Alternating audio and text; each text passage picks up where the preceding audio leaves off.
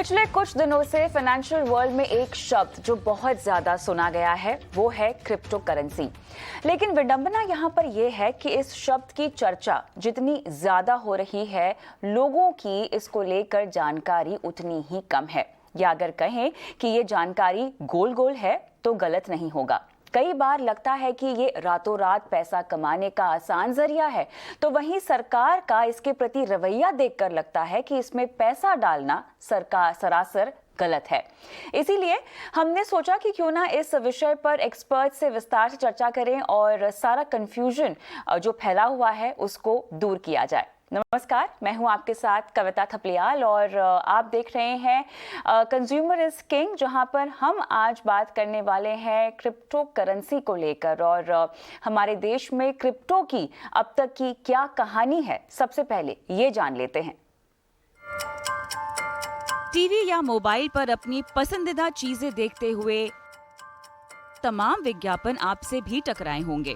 विज्ञापन के जरिए आपको क्रिप्टो में निवेश कर आप चंद दिनों में अपना पैसा कई 100 गुना बढ़ा सकते हैं। खैर, पूरी दुनिया में क्रिप्टो को लेकर सोच अलग अलग है।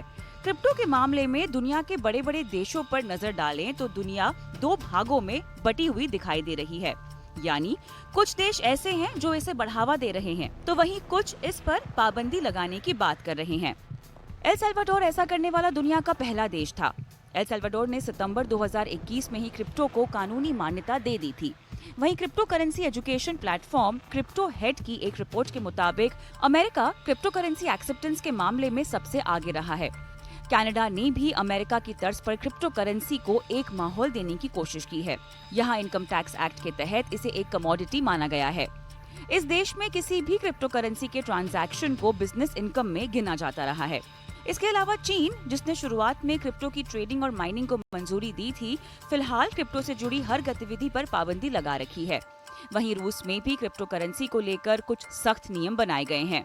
2021 की शुरुआत में रूस ने अपने नागरिकों को माइनिंग, ट्रेड और क्रिप्टो करेंसी को रखने की मंजूरी दी, लेकिन इनका इस्तेमाल गुड्स और सर्विसेज के एक्सचेंज के लिए नहीं किया जा सकता।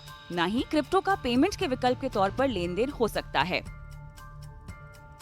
अब बात करें भारत की, तो हमारे देश में भी सरकार क्रिप्टो को करेंसी के रूप में मान्यता देने का इरादा तो नहीं रखती है। वित्त मंत्री ने संसद में क्रिप्टो पर जवाब देते हुए कहा कि सरकार देश में बिटकॉइन एक्सचेंज के जरिए हो रही लेन देन का कोई डेटा नहीं रखती। वो अलग बात है कि सरकार देश में क्रिप्टो करेंसी से जुड़े कामकाज को देखते हुए किसी कैपिटल मार्केट रेगुलेटर की नियुक्ति करने की तैयारी कर रही है। यानी आने वाले वक्त में सरकार बिटकॉइन या अन्य क्रिप्टो करेंसी को फाइनेंशियल एसेट का दर्जा दे सकती है। ये वही एसेट है जिसमें गोल्ड, बॉन्ड, शेयर आदि आते हैं। यानी सरकार क्रिप्टो करेंसी को रुपए पैसे का दर्जा नहीं देगी। मौजूदा विटनेस सेशन में सरकार क्रिप्टो करेंसी को रेगुलेट करने वाला बिल संसद में लाएगी और पूरी देश की निगाहें फिलहाल इसी पर हैं। ब्लूमबर्ग की रिपोर्ट के मुताबिक सरकार की तरफ से क्रिप्टो करेंसी रखने वाले लोगों को एक डेडलाइन दी जाएगी और निवेशकों को निर्धारित समय के भीतर अपने क्रिप्टो एसेट की जानकारी सरकार से शेयर करनी होगी। जो लोग सरकार के कायदे कानून का उल्लंघन करेंगे, उन पर अधिकतम 20 करोड़ रुपए का जुर्माना या 1.5 साल जेल की सजा हो सकती है। आपको बता दें कि संसद में लाए जाने वाले बिल में क्रिप्टो करेंसी की जगह क्रिप्टो एसेट का नाम होगा।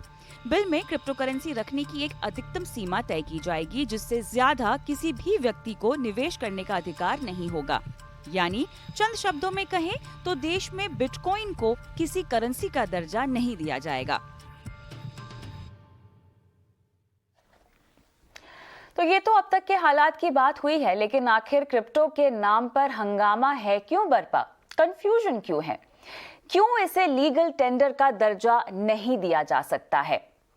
क्या खतरे हैं आखिर इसको लीगल टेंडर का दर्जा देने में? रेगुलेशन एसेट क्लास में लाने पर क्या बरकरार रहेगा क्रिप्टो का चार्म? सरकार कैसे इस पर निगरानी रखेगी? इन्हीं तमाम सवालों पर आज हम चर्चा करेंगे, जिसमें हमारे साथ खास मेहमान भी मौजूद हैं। हमारे साथ हैं नैमिष संघवी, जो कि फाउंडर हैं कॉइन क्रंच इंडिया के। हमारे साथ है आशुतोष श्रीवास्तव, ये साइबर लॉ एक्सपर्ट है। और साथ ही हमारे साथ हैं मनी स्कूल के फाउंडर अर्नव पंड्या। आप तीनों का ही स्वागत है हमारी इस खास चर्चा में, जहां पर हम क्रिप्टो की अब तक की कहानी पर बारीकी से नजर डालेंगे, बताएंगे लोगों को कि आखिर कंफ्यूजन शुरू कहां से हुआ था और अब कहां पर पहुंचा है। अर्नब जी, 2018 से मैं शुरुआत करना चाहती हूं, जहां पर क्लियरली आरबीआई ने कह दिया था कि एक्सचेंजों के जरिए फाइनेंशियल इंस्टीट्यूशंस किसी भी तरह से क्रिप्टो में डीलिंग नहीं करेंगे। उसके बाद हमने देखा कि सुप्रीम कोर्ट ने ये जो बैन लगा था एक तरह से 2020 में, उसे हटा दिया। तब से लेके अब तक की कहानी यहां पर पहुंची है कि एक बिल है जो संसद में पेश होना है, लेकिन काफी कंफ्यूजन है। कंफ्यूजन इसलिए है कि क्रिप्टो को आप किसका दर्जा देंगे, आप इसको लीगल टेंडर मानेंगे या नहीं मानेंगे, आप इसको एसेट की तरह ट्रीट करेंगे। अगर मैं आसानी से इसका कंफ्यूजन समझना चाहूं तो आपत्ति क्या है, कंफ्यूजन कहां कहां पर है? अगर हम देखें तो कई सारे टर्म्स इसमें इस्तेमाल होते हैं और एक होता है लीगल टेंडर। देखिए, लीगल टेंडर का मतलब ये होता है कि आप उससे एक पैसे, यानी कि हमारे वहां जो करेंसी है रुपया की तरह, इसका इस्तेमाल कर दे और उसे गुड्स और सर्विसेज के एक्सचेंज के लिए उसका इस्तेमाल करें। अब जब भी आप कोई लीगल टेंडर इंट्रोड्यूस करते हैं तो उसके पीछे कई सारे फैक्टर्स होने चाहिए।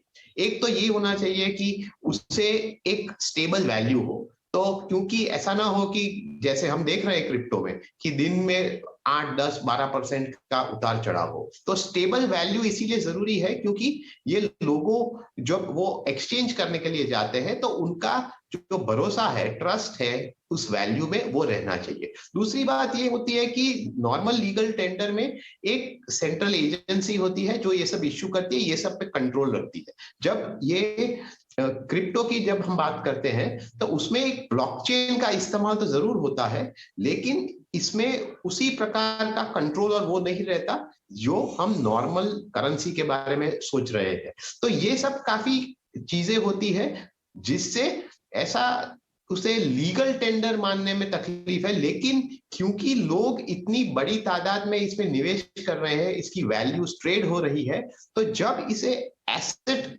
के तौर पे माना जाता है, तब एसेट के तौर पे माना जाना ये भी होता है कि वो एक पूरे रेगुलेशन के फ्रेमवर्क में आ जाएगा। और रेगुलेशन के फ्रेमवर्क का ये होता है मतलब कि आपके पास एक रेगुलेटर हो, अगर कोई शिकायत हो तो आप वहां जा सकते हैं। तो ये सब चीजें जब आती है तब एक थोड़ा कॉन्फिडेंस आता है, क्योंकि आज की तारीख में देखिए, जब आप नॉर्मल एसेट, यानी कि मान लीजिए आप इक्विटी के बारे में बात कर रहे हो, डेट के बारे में बात कर रहे हो, तब क्या होता है कि उसे जब कोई इक्विटी इश्यू आता है या डेट इश्यू आता है, आप निवेश करते हो और आपको कोई तकलीफ होती है, तो आपको पता है कि कंप्लेन कहां करनी है, कौन इसे रिड्रेस करेगा। और ये सब जो चीजें हैं आज की तारीख में क्रिप्टो में आज है ही नहीं, क्योंकि अगर आपको मान लीजिए कि आपने कहीं क्रिप्टो में निवेश किया हुआ है और आपको कोई तकलीफ होती है तो आप कहां जाओगे, कोई है ही नहीं। तो इसीलिए इसे एसेट के तौर पे जब आप इसे मानते हैं तो कई सारी एडिशनल फैक्टर्स आ जाती है, जिससे लोगों के पैसे जब वहां जाते हैं तो वहां पर थोड़ा रेगुलेशन भी आता है।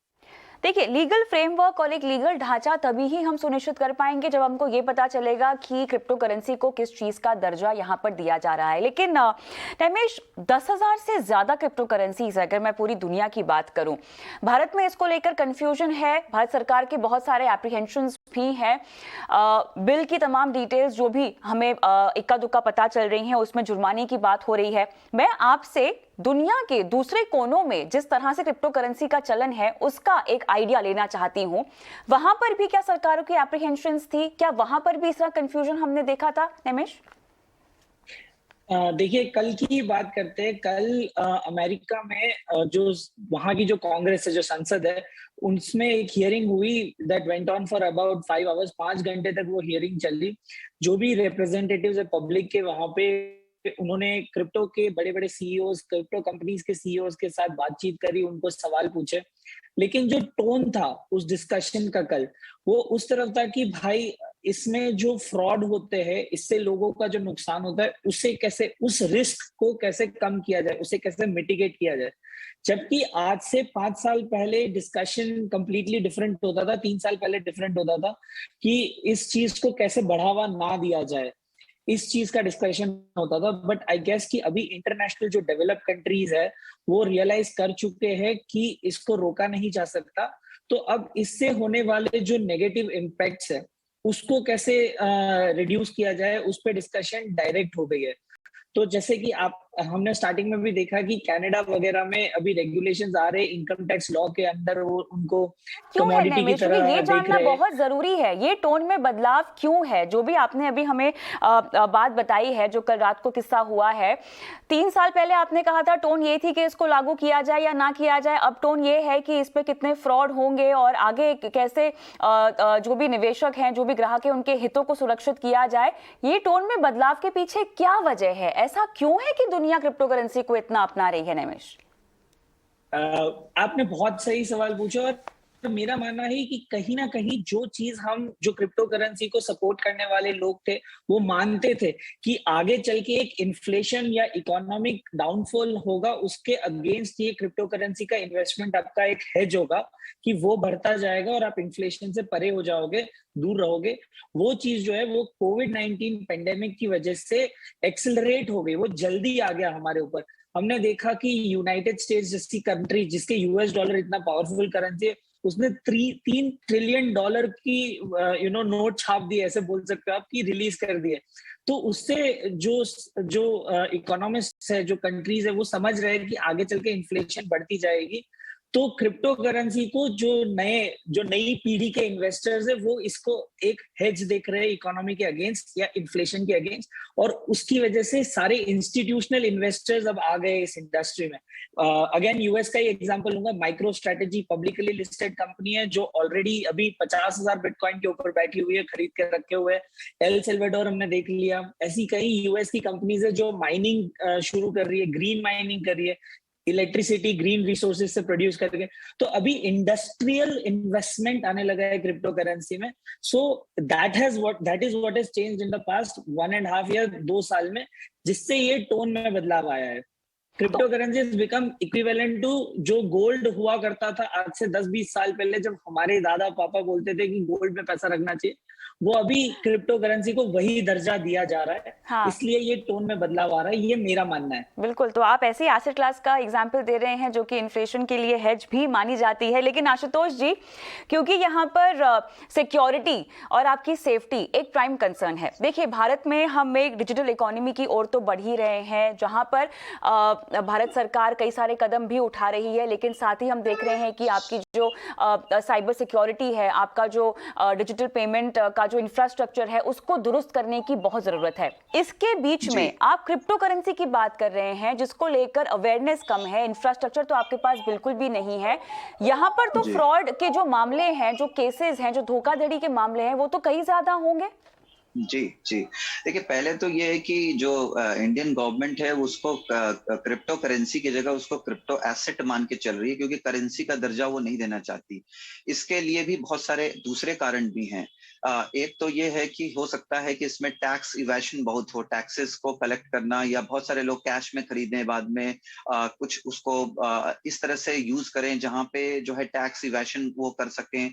दूसरा जो है, इसमें एक मनी लॉन्ड्रिंग का भी जो एंगल है वो बहुत इंपॉर्टेंट एंगल है कि मनी लॉन्ड्रिंग होने लगे, लोग बाहर से खरीद रहे हैं करेंसी, यहाँ से इंडिया से पैसा बाहर जा रहा है या बाहर से इंडिया में आ रहा है, तो ये इसको भी रोक लगाना जरूरी है। तो जो अभी जो पार्लियामेंट में जो बिल पेंडिंग है, उसमें ये सारी चीजों का ध्यान रखते हुए यही कहा गया कि उसको अभी हम करेंसी नहीं मानेंगे, क्योंकि जैसे मेरे कलीग ने भी बताया कि उससे जो है इन्फ्लेशन और ये टैक्स इवेशन या फिर मनी लॉन्ड्रिंग, ऐसे बहुत सारे नए इश्यूज भी डेवलप होके आएंगे। तो अभी इसको एसेट के रूप में इसको लेके चलना होगा।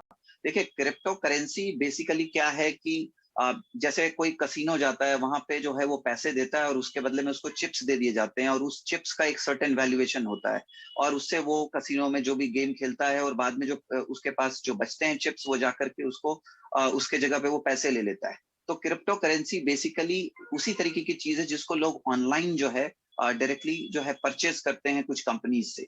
अब जैसे आपने इसके अंदर जो फ्रॉड की बात करी वो बिल्कुल सही है, क्योंकि सबसे इंपॉर्टेंट जो हमारे यहाँ पे लैकिंग है इंडिया में वो ये है कि डेटा प्रोटेक्शन लॉज नहीं है हमारे पास।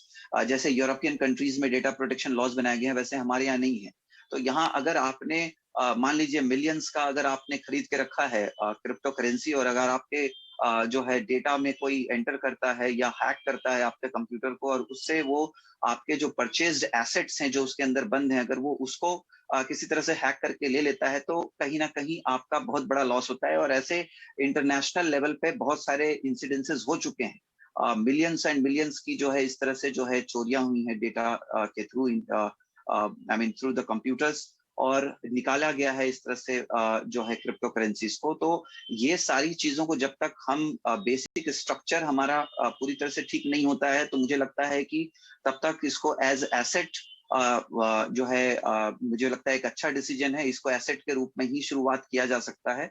और जो बिल है पेंडिंग, उसमें जो है सर्टेन रूल्स एंड रेगुलेशंस जो है बनाए जाएं, क्योंकि इंडिया का पहले से जो मानना था क्रिप्टो करेंसी में कि हम इसको बैन नहीं करेंगे, लेकिन हम इसको रेगुलेट करेंगे। तो रेगुलेट करने के लिए उसके लिए जो रेलेवेंट लॉज हैं वो जरूरी है, या उसको रेगुलेट करने के लिए जो अथॉरिटीज जो बनाई जाएं, जो एक्सपर्ट हों और वो अपना एक्सपर्टीज से उसको कंट्रोल करें। तो ये सारी चीजें होने के बाद और डेटा प्रोटेक्शन लॉज बनने के बाद ही मुझे लगता है ये सही मायने में इसका इस्तेमाल किया जा सकता है। लेकिन अगर हम जो अटकलें आ रही हैं कि इसको क्रिप्टो एसेट की तरह और एसेट क्लास की तरह देखा जाएगा, अर्नब जी अगर हम इसी बात को आगे लेकर चलें, तो अगर एक एसेट क्लास के अंदर इसकी गिनती होना शुरू हो जाती है, तब तो डेफिनेटली ये रेगुलेटरी सिस्टम के अंदर आ जाएगा। और तब न सिर्फ एक एसेट क्लास में आपको मुनाफा और घाटा देखना होगा, बल्कि एक टैक्स का एंगल भी आ जाएगा। किस तरह आप इसमें पैसे लगाएं और किस तरह से आप इसमें निवेश करें, ट्रेड करें, तमाम तरह की बातें हैं जो हम दूसरे एसेट क्लासेस में होते हुए देखते हैं। अगर हम इक्विटी म्यूचुअल फंड्स की बात करें, सोने में निवेश की तरह बात करें, रियल एस्टेट की बात करें, तो इसको भी एक एसेट क्लास की तरह देखा जाने लगेगा, जिसके लिए बहुत जरूरी है कि आपके पास नियम हो, आपके पास एक खाका हो जिसके तहत एक निवेशक पैसा लगाए और अपनी फाइनेंशियल स्ट्रैटेजी बनाए। तो अगर हम इसको एसेट की तरह देखते हैं, तो कौन कौन से बदलाव हैं जो हम आते हुए देखेंगे अगर क्रिप्टो एसेट की तरह ट्रीट होता है? कौन कौन सी मौजूदा चीजें हैं जो क्रिप्टो में हो रही हैं, अब नहीं होंगी अगर एसेट के तौर पे इसको हम देखना शुरू करेंगे? तो देखिए, पहली बात तो ये है कि इनकम टैक्स एक्ट बहुत क्लियर है कि उसमें अगर आपकी कोई भी प्रकार की इनकम हो, वो लीगल हो इलीगल हो, वो टैक्सेबल होती है। यानी कि अगर वो टैक्स फ्री इनकम नहीं है या एग्जेम्प्ट नहीं है, तो वो टैक्सेबल होती है। तो आज की तारीख में अगर भी आप क्रिप्टो से कमा रहे हैं, तो ये टैक्सेबल है। अब आज तकलीफ क्या हो रही है कि क्योंकि इस पर कोई कंट्रोल नहीं है, कोई रेगुलेशन नहीं है, तो फॉर द गवर्नमेंट ये बहुत डिफिकल्ट है कि वो जाने या वो पकड़ पाए कि किसने कितना कमाया है या किसने कितना नुकसान किया है अपने इस क्रिप्टो ट्रेडिंग से या क्रिप्टो के इन्वेस्टमेंट से। तो इसीलिए वो टैक्स कलेक्ट करने में उनको तकलीफ हो रही है। अब जैसे ही एक स्ट्रक्चर आ जाता है, तो इनकम टैक्स में क्या होता है कि आज की तारीख में अगर देखें आप, तो इनकम टैक्स में क्रिप्टो को किस तरह से टैक्स किया जाता है उसकी कोई स्पेसिफिक डिटेल्स नहीं है। यानी कि फॉर एग्जांपल आप देखेंगे कि एक्विटीज में है, तो एक्विटीज में आपको बताया गया है कि लॉन्ग टर्म क्या है, शॉर्ट टर्म क्या है, लॉन्ग टर्म के रेट्स क्या है। उसी तरह डेट के लिए, गोल्ड के लिए, सभी के लिए है। लेकिन क्योंकि ये एक नई चीज है, तो आज की तारीख में क्रिप्टो के लिए कोई भी डिटेल्स नहीं है। तो आज की तारीख में अगर कोई क्रिप्टो से अर्निंग होती है, तो उनको पहली बात तो ये दिखाना तो पड़ेगा ही अपने रिटर्न में।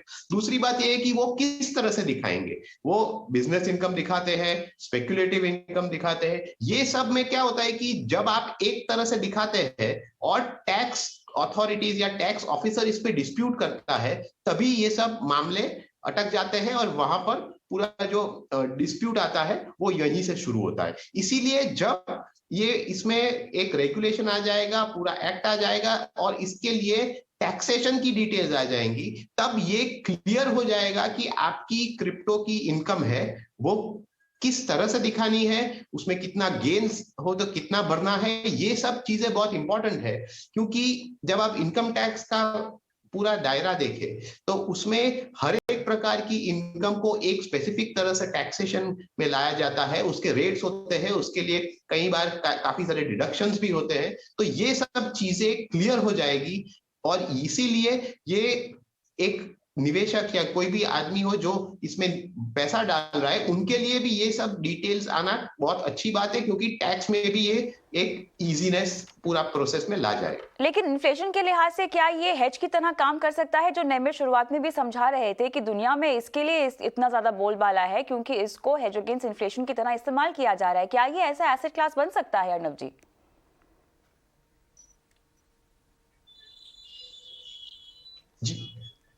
अगर आप देखें तो इसे इन्फ्लेशन की सामने आज क्या है कि जो गोल्ड ने एक ट्रेडिशनल रूट लिया हुआ था वो धीरे धीरे इरोड हो रहा है और ये एक ओवरऑल एसेट क्लास में मेरे हिसाब से over a period of time gold को पूरी तरह तो रिप्लेस नहीं कर सकता, लेकिन एक ओवरऑल अगर आप पूरी तरह के एसेट एलोकेशन को देखें तो इसमें जैसे ये डेवलप होता है और उसमें अच्छी खासी रेगुलेशन आती है तो शायद जो लोग इस प्रकार का रिस्क ले सकते हैं वो उसमें शायद थोड़ा एक्सपोजर ले सकते हैं। लेकिन देखिए आज की तारीख में क्या हो रहा है कि लोग क्रिप्टो की तरफ अट्रैक्ट क्यों हो रहे हैं, क्योंकि उनको ये लग रहा है कि ये तो एक इजी पार्ट टू रिचेज है, लेकिन इसमें धोखा खा जाने की चांसेस ज्यादा है, इसीलिए इसको संभालना होगा और ये थॉट को बदलना होगा।